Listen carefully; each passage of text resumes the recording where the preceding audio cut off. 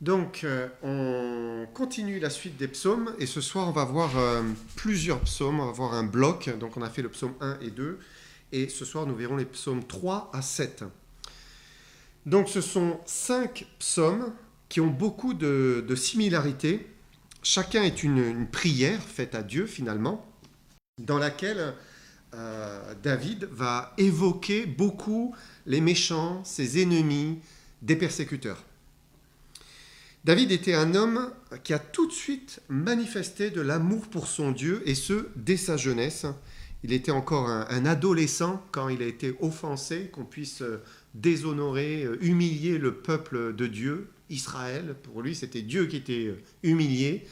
Et donc, il a tout de suite voulu prendre la défense du peuple d'Israël. Donc, c'était contre Goliath, vous vous souvenez. Donc, il a tout de suite aimé Dieu. Mais ça ne l'a pas empêché, quoique c'était un homme qui aime vraiment Dieu, de passer par la persécution, par le rejet et par la trahison. Et le croyant, eh bien, n'est pas épargné de toutes ces difficultés et du rejet, parfois du monde ou même des proches, ça arrive. Et dans ces psaumes, eh bien, il évoque ses souffrances à cause de ses ennemis. Et il commence avec le psaume 3, où il nous parle de son fils Absalom. Absalom, son fils, qui a voulu prendre le trône à sa place, qui est devenu son ennemi, et même qui était prêt à faire tuer son père. Et c'est quelque chose de terrible quand on y pense. Son propre enfant, sa chair, qui nous trahit et qui nous veut du mal. Donc lui, il a vécu cela. Et regardez, on va lire Psaume 3, versets 1 et 2. Psaume de David, à l'occasion de sa fuite devant Absalom, son fils. Ô Éternel, que mes ennemis sont nombreux, quelle multitude se lève contre moi. Donc voilà, il répand son cœur, il parle de ses ennemis, et quand on fait la liste de ses ennemis, on peut en trouver beaucoup quand même. Il y a Saül, bien sûr. Vous vous souvenez de Chiméi, qui le maudissait sur la colline, les Philistins.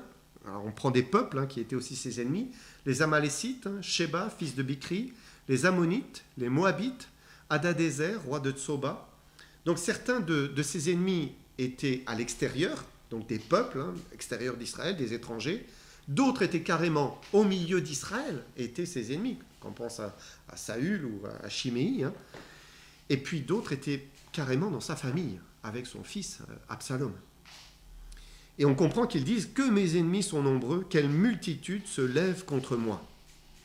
Et donc on va faire les psaumes 3 à 7, et quand vous prenez le dernier psaume, psaume 7, donc vous allez voir, on va lire « Complainte de David, chantée à l'Éternel au sujet de Cush, Benjamite. Éternel mon Dieu, je cherche en toi mon refuge.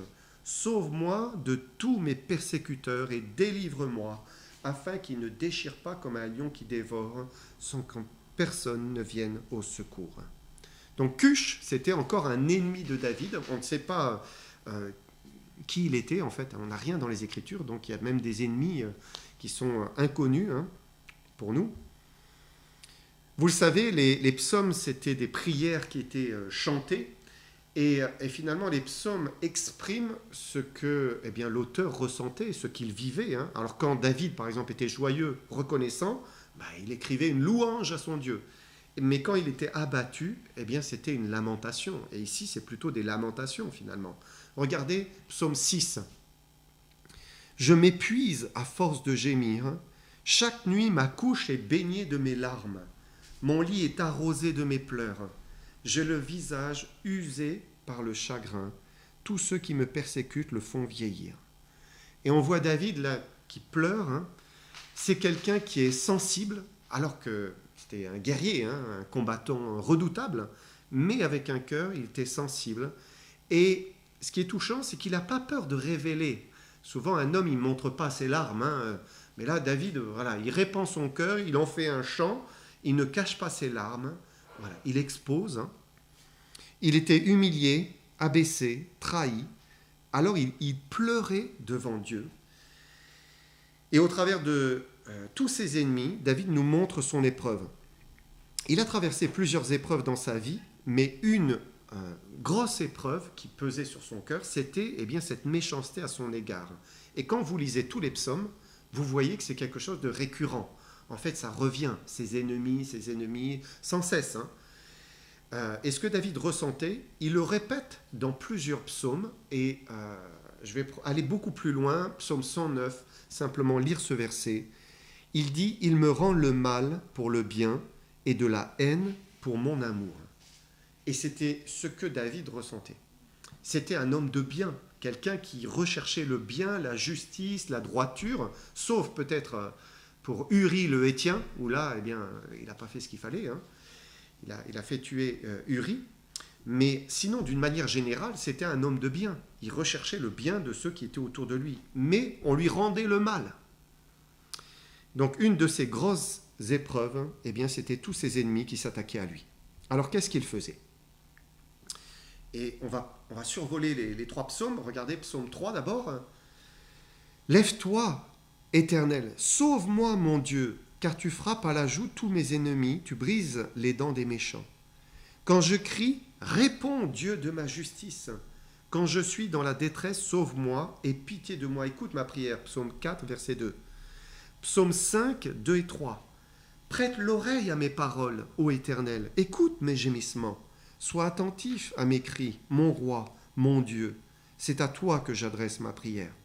Psaume 6, verset 5. Reviens, Éternel, délivre mon âme.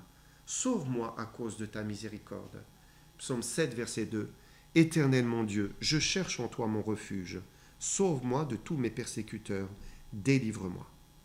David souffrait, il était éprouvé dans son âme, et immédiatement, le premier réflexe, c'est d'invoquer son Dieu.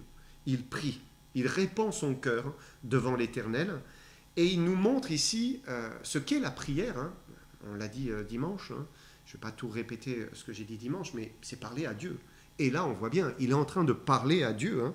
Il dit, réponds-moi, écoute ma prière, écoute mes gémissements, sois attentif à mes cris. Il n'y a rien de compliqué là, hein. Rien d'élaboré, rien de soutenu.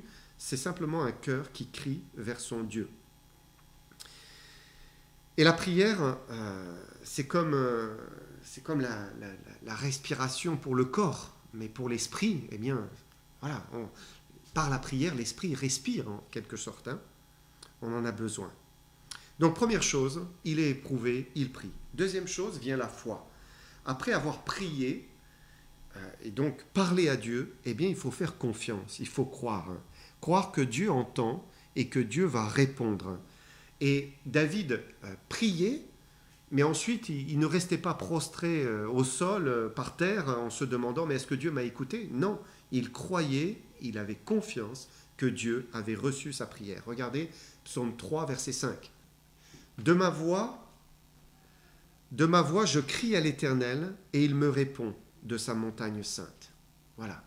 Il criait à l'Éternel, et le Seigneur, eh bien, répondait. Il avait confiance en l'exaucement, confiance en l'action de Dieu. Et on ne prie pas en vain.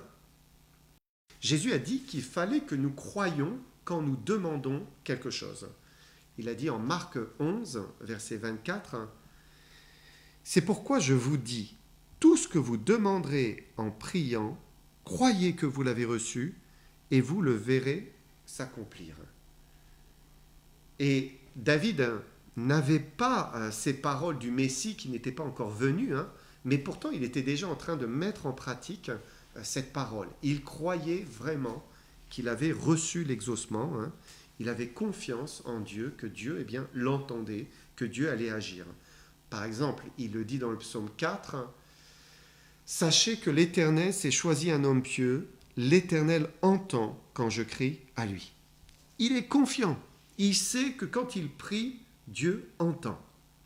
Et la prière, eh bien, c'est la manifestation de notre foi, de notre confiance. Psaume 5, verset 4. « Éternel, le matin tu entends ma voix, le matin je me tourne vers toi et je regarde. » C'est touchant ici, finalement c'est le culte personnel de David. Hein. C'était un homme de prière. Il priait en tout temps. Hein. On le voit dans les psaumes, il fait des insomnies sur sa couche, il prie l'Éternel durant la nuit. Mais il avait aussi cette habitude de commencer sa journée par la prière. Commencer sa journée, dès le réveil, au matin, il se tournait vers son Dieu. Et je pense que c'est bien d'offrir les premières minutes, ou la première heure que nous avons au Seigneur. Si on s'approche de lui avant de se lancer dans toutes ces activités, eh bien, c'est beaucoup plus facile de vivre notre vie en lui, par lui, pour lui. Donc, David était pieux, il le dit, et c'est pas par vantardise, mais c'était parce que vraiment il aimait l'Éternel. Et il savait que ses prières n'étaient pas vaines. Psaume 6, versets 9 et 10. Il dit « Car l'Éternel entend la voix de mes larmes. L'Éternel exauce mes supplications. L'Éternel accueille ma prière. » Et quand on est éprouvé, accablé, en larmes parfois, Dieu s'approche d'autant plus de nous. Vous avez peut-être déjà vécu ça, quand vous êtes vraiment accablé, éprouvé, et à en pleurer, on ressent Dieu beaucoup plus fort. Il s'approche de nous véritablement. En tout cas, il nous fait ressentir sa présence. Ça devient une réalité. Et c'est ce que David a vécu, et c'est ce que le chrétien vit aussi quand il marche avec Dieu et qu'il prie. Pour David, il s'approchait de Dieu librement. Comment ? Parce qu'il faisait les sacrifices. Il permettait les sacrifices d'agneaux pour avoir une conscience purifiée, pour être pur devant Dieu et pouvoir s'approcher de lui. Par le sacrifice animal, il devenait capable d'invoquer son Créateur et d'être en paix vis-à-vis de Dieu. Mais nous, on a une liberté encore plus grande, parce que nous, ce n'est pas un sacrifice qui est imparfait. Le sacrifice animal était imparfait pour accorder véritablement le pardon, mais nous, on a le sacrifice parfait, Jésus, l'agneau de Dieu. Hébreux 10, versets 19 à 22, il dit « Ainsi donc, frères, nous avons au moyen du sang de Jésus une libre entrée dans le sanctuaire, par la route nouvelle et vivante qu'il a inaugurée pour nous au travers du voile, c'est-à-dire de sa chair. Et nous avons un souverain sacrificateur établi sur la maison de Dieu. Approchons-nous donc avec un cœur sincère, dans la plénitude de la foi, les cœurs purifiés d'une mauvaise conscience et le corps lavé d'une eau pure. » Bien sûr, Dieu écoutait la prière de David, parce qu'il y avait le sang d'un animal qui avait coulé. Mais quand on pense à nous, c'est quand même autre chose, parce que il y avait encore le voile à l'époque, qui privait finalement le peuple d'entrer dans le Saint des Saints. Mais nous, il est dit que le Seigneur Jésus nous a ouvert une route nouvelle, vivante, au travers du voile, c'est-à-dire de sa chair. Christ, notre agneau, est mort, il a donné sa vie, et ce jour-là, le voile s'est déchiré, et ça a permis cette entrée libre dans le Saint des Saints. Et nous avons, nous, la liberté de nous approcher de Dieu, mais jusqu'au plus près, en fait. Et donc, son sacrifice est meilleur, et il ne faut pas s'en priver, il faut s'approcher du Seigneur avec un cœur sincère, dans la plénitude de la foi, les cœurs purifiés d'une mauvaise conscience et le corps lavé d'une eau pure. Le corps lavé d'une eau pure, ce n'est pas des ablutions. Dans l'Ancien Testament, les sacrificateurs faisaient des ablutions, ils se lavaient, mais nous, il ne s'agit pas de se laver avant d'entrer dans la présence de Dieu. Quand il dit « laver d'une eau pure », il fait plutôt référence à la parole de Dieu. Quand on va dans Éphésiens 5, 26, il est dit que l'eau de la parole nous lave. Christ se sert des Écritures pour nous laver. Et donc, le corps lavé d'une eau pure, c'est plutôt référence à la parole de Dieu. Donc, le croyant, il vit l'épreuve, il prie, il croit, c'est la foi, et puis vient le repos. Il se repose. Et quand le croyant invoque son Dieu, et qu'il fait tout cela, qu'il s'en remet à lui, qu'il espère en lui dans la foi, il est dans le repos. Et c'est ce que David va vivre. Regardez, dans ses psaumes, chapitre 3, versets 6 et 7. « Je me couche et je m'endors, et je me réveille, car l'Éternel est mon soutien.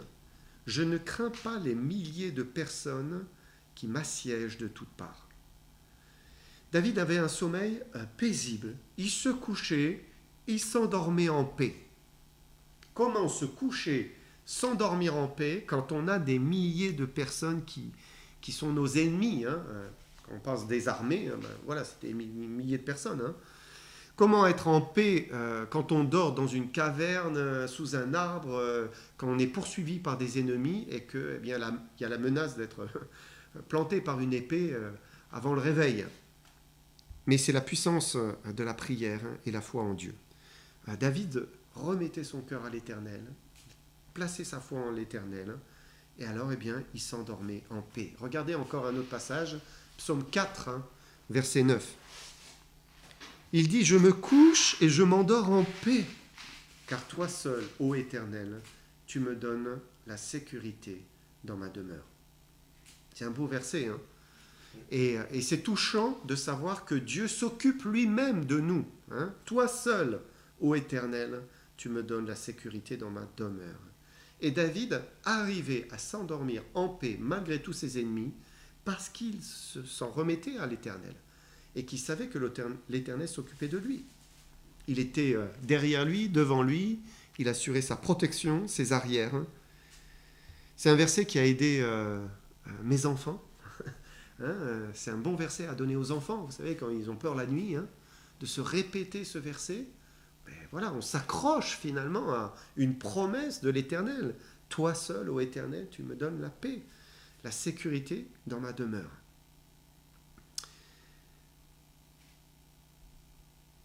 Et le repos, David va aussi l'avoir en s'appuyant sur ce qu'il savait de Dieu. Alors là, dans ces psaumes, il y a quelques vérités qui vont sortir, mais si on prend l'ensemble des psaumes, on voit la connaissance que David avait de l'Éternel.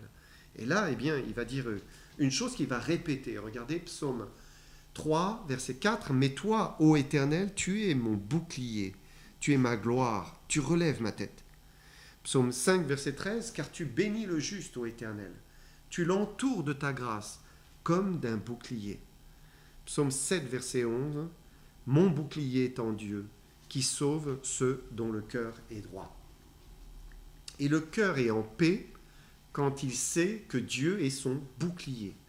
Et sa grâce l'entourait comme un bouclier. Et Dieu est vraiment cela, pour celui qui se confie en lui, celui qui se réfugie en lui dans la prière. Dieu est un bouclier, et David l'avait expérimenté. Une autre chose qu'il connaissait de l'Éternel, c'est sa justice. Il avait confiance en sa justice. Regardez psaume 7, verset 12. « Dieu est un juste juge, Dieu s'irrite en tout temps. » Psaume 7, verset 18. « Je louerai l'Éternel à cause de sa justice. Je chanterai le nom de l'Éternel du Très-Haut. » Et il souffrait, il y avait beaucoup d'injustice à son égard, mais Dieu est un juste juge. Il avait confiance dans la justice de Dieu, parce que Dieu n'aime pas l'injustice. Un autre passage, regardez ce qu'il dit, psaume 5, versets 5 à 7. « Car tu n'es point un Dieu qui prenne plaisir au mal. Le méchant n'a pas sa demeure auprès de toi. Les insensés ne subsistent pas devant tes yeux. Tu hais tous ceux qui commettent l'iniquité. Tu fais périr les menteurs. L'Éternel abhorre les hommes de sang et de fraude. » Et c'est quand même une vérité qui console quand on subit la méchanceté de l'extérieur, de ce monde. Dieu n'est pas ignorant, il n'est pas indifférent à ce que nous vivons. Il ne prend pas plaisir au mal, à l'iniquité dont nous sommes victimes, en fait. Il abhorre les hommes de sang et de fraude, et il déteste tout ce qui est le mal. Néanmoins, quand on lit les psaumes et que l'on s'identifie à David, parce que peut-être un collègue de travail n'est vraiment pas gentil avec nous, nous fait des coups bas, parce qu'une autorité, un patron abuse de nous, ou qu'un voisin est méchant avec nous, ça peut être tentant, comme David, de dire que Dieu, voilà, qu'il les fasse périr, qu'il les frappe, qu'il les haïsse. Mais on sait qu'on ne peut pas faire ça, nous. Nous, en tant que chrétiens, on ne peut pas faire ça. Qu'est-ce que Dieu nous a dit ? Romains 12, versets 19 à 21. « Ne vous vengez point vous-même, bien-aimés, mais laissez agir la colère, Car il est écrit, à moi la vengeance, à moi la rétribution, dit le Seigneur. Mais si ton ennemi a faim, donne-lui à manger. S'il a soif, donne-lui à boire. Car en agissant ainsi, tu amasseras des charbons ardents sur sa tête. Ne te laisse pas vaincre par le mal, mais surmonte le mal par le bien. Et donc, clairement, nous, il faut que nous fassions toujours du bien, même à nos ennemis. Il faut rendre le bien au mal que l'on nous fait. C'est ce que le Seigneur nous demande.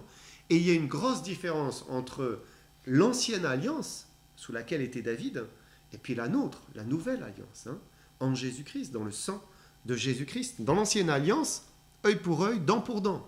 Voilà, on rend le coup. David souhaitait que la justice s'exerce, que ce soit immédiat. Voilà, il veut la mort de ses ennemis, rend-leur la monnaie de leur pièce, autant qu'il a souffert. Regardez ce qu'il dit. Psaume 5, versets 10 à 11. Car il n'y a point de sincérité dans leur bouche. Leur cœur est rempli de malice. Leur gosier est un sépulcre ouvert. Ils ont sur la langue des paroles flatteuses. Frappe-les comme des coupables, ô Dieu, que leurs desseins amènent leur chute. Précipite-les à cause de leurs péchés sans nombre, car ils se révoltent contre toi. Voilà, c'est très dur. David veut la mort du méchant.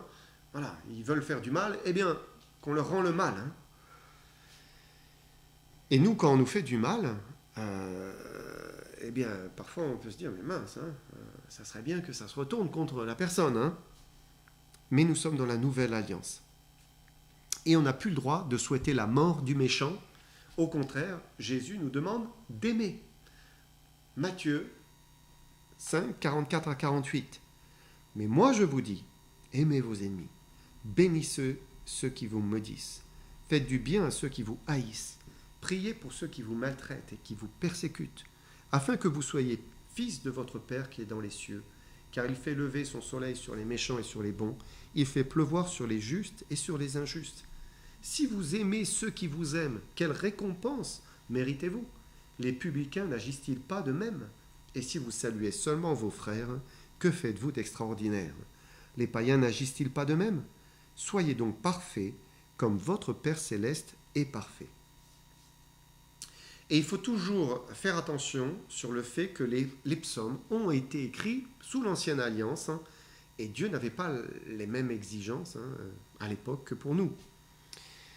Maintenant, ça ne veut pas dire pour autant que Dieu ne juge plus le méchant aujourd'hui, puisque, et c'est intéressant, on a lu tout à l'heure dans Romains, Dieu dit quand même « à moi la vengeance, à moi la rétribution », dit le Seigneur.